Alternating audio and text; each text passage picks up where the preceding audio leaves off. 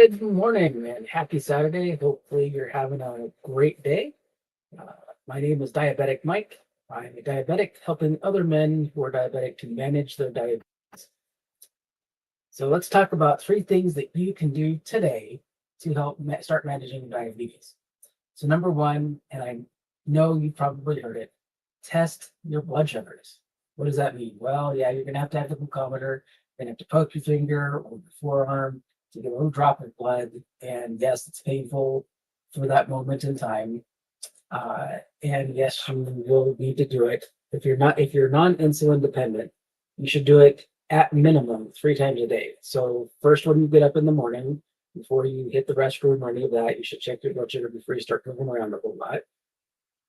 Second, you should do it at right before your noonday meal to check and make sure what your blood sugar is after you've had breakfast, see where you're at during the day after having eaten. Third, if we're not insulin dependent, you should check right before bedtime to see how you fared after eating dinner and lunch, any snacks. So if we know you ate poorly, we know it's going to be high. So look and see what your body is doing. That's how you will start to get a baseline of how your mornings will start off and where you're at. And then you know what kind of work you have to do to improve your health and the management of your diabetes. If you are insulin dependent, you should always follow the instructions of your endocrinologist. If you are just seeing a general and you are fully type 2 diabetic, then you should be checking probably minimum of 5 times a day, once before you eat each meal to see where you're at. In the morning, in the evening before bed, and then if you want, 2 hours after your breakfast and 2 hours after your noonday meal. That way, you kind of have a feel for where your blood sugars are at and how the insulin is helping to either bring it down or not, so that you can adjust what you're eating so that things are better. So that's the difference between insulin dependent and non-insulin dependent. Second thing you want to do is you just want to get up and move more. For those of us who sit behind a computer screen all day long in an office chair, plan into your calendar every day to take 15 minutes to get up and go walk around the office or the office building or the building complex, like the campus that you're on. If you have a kind of a nice outside area to be able to go and walk,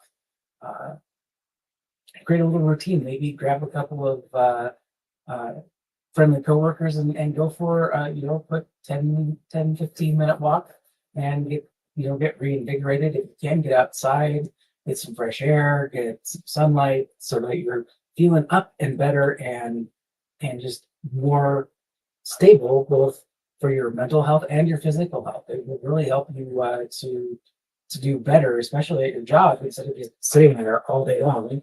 And doing that will make you more productive. Maybe you'll start to feel better. Maybe you won't have that afternoon slump of falling asleep after your lunchtime. So those are just the little things that you can do there for moving. But walking is probably the easiest for most people, and you can do it during your workday as well. That quick 15-minute break a couple times, once in the morning, once in the afternoon, should be good to go. And number three, and you're probably going to make that face that we all make, eat more leafy greens. Yes, I mean salad. And here's why. Salad, lettuce, leafy greens, spinach, radicchio, whatever kind of lettuce that you like, it has both soluble and insoluble fiber. Soluble fiber allows your body to digest it, to get into your bloodstream, and that helps with lowering cholesterol and removing things out of your bloodstream that are bad and causing issues for your body. The insoluble fiber helps to keep your gut regular, helps to coat the inside of your intestines as it's moving through. This is similar to what GLP-1 medicine does, by slowing down your gut and that's what the GLP medicine does. Slows your gut down, makes it more difficult, or slows down the absorption of things like complex, simple carbohydrates, sugars, those kinds of things. So does the insoluble fiber in leafy greens and other high fiber and high insoluble fiber fruits and vegetables. Helps to slow down the absorption of sugars, helps to slow down the absorption of carbohydrates, starches, those kinds of things that actually raise your blood sugar. So if you're looking for an alternative, maybe to a GLP-1, don't want to go to the expense or you don't want to take a shot once a week. Maybe you still like, from what you've heard, maybe complications that people have had, and you're kind of wary of it. Add leafy greens, add vegetables that are insoluble fiber, and eat them before you eat your main course. That will help. Order is important in this instance. So help with those leafy greens, those higher insoluble fiber fruits and vegetables. This isn't fruits. Fruits aren't bad. Fruits are good. You do need some carbohydrate. You do need some sugar for your body to function. But always get the advice of your physician, whether that's an endocrinologist or a care physician, or even a nutritionist. If you see a diabetic nutritionist, talk to them. But that's what you want to do is add those leafy greens. Those would be really, really helpful. So if you like to see more information like this, please let me know.